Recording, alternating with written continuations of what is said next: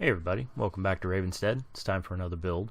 I want to continue on the Hidden Valley series. This is going to be tile number 9 out of 12, I'm hoping. I wanted to go up in elevation a little bit with this build. Not just this particular tile, but the entire piece. So as you come up from the stream that's running through the middle of the valley, the hill kind of gains some height. So I'm going to use a wire cutter here and just kind of cut in the basic shape of the elevation that I want, and this will continue upward. I'm going to use this craft knife here. I don't cut myself, so don't worry about that. I've got all the blades sticking out there, so it kind of flexes, and that gives me nice smooth cuts on these contours. And once I get this all trimmed in, I'm going to hit the edge here with a brass brush. That'll give nice striated cuts in the edge there. Kind of breaks out, gives it a nice stone look. I'll go over the piece with a balled up piece of aluminum foil, and that'll give me some rocky texture. And we got to do the base as well. So I've got an outline there. I want to keep that factory surface for gluing, and I'll just texture up the rest. So we'll hot glue this piece down. I did add a couple of screws into the bottom just to give the piece a little weight. Now that that's stuck down, perfect. And it's matching up to the first tile of the stream. I'm going to put a couple little block rocks here and kind of match up the terrain. Alright, we're going to black bomb this piece out with a mixture of Mod Podge and black acrylic paint. Just kind of brush that in, fill in the gaps there where those two pieces meet, and around the boulders too.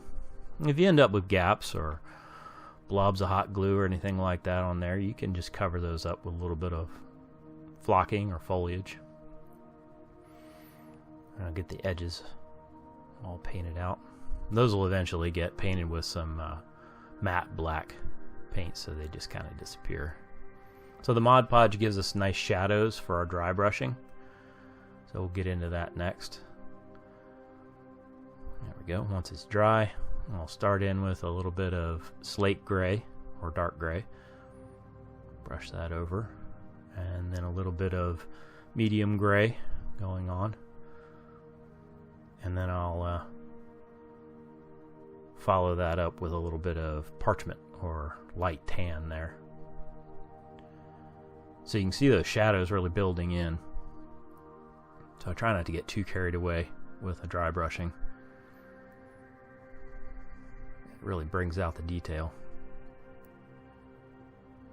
A little bit of brown. I'm just going to touch this along the edges, a little bit on the rocks and the ground, and then I had this kind of a sluice coming off the hill there, and I imagine that being a little muddy.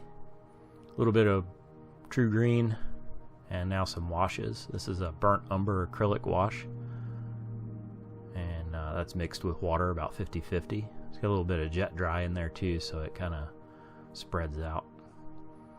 If you've seen my other videos, I use a wet on wet technique for my washes, and that allows the washes to kind of diffuse into one another. A little bit of green wash, that's just a bright green acrylic paint and water mixed 50-50, and that's some Vallejo rust wash there, straight out of the bottle.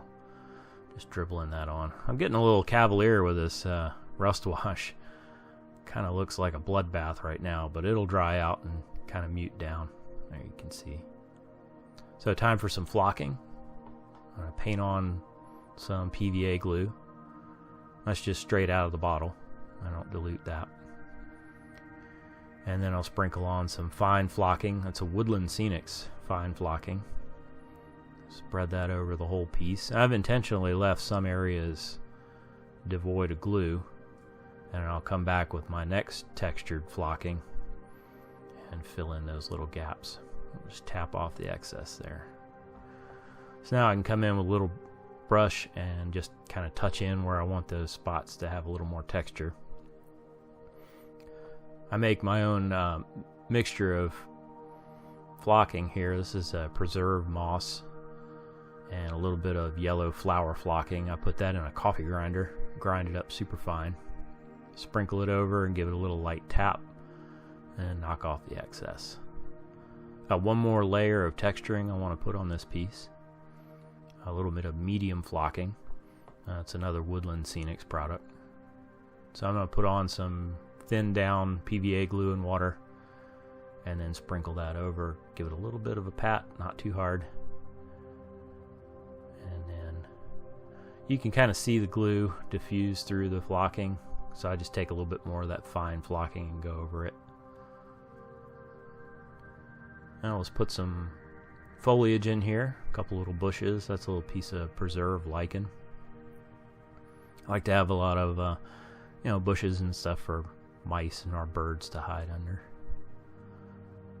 Looks like a rattlesnake might be hiding right up under there. Better be careful. That's how we hide our mistakes too. There's a little static grass I wanted to put in there. I had a little gap between those two pieces of foam.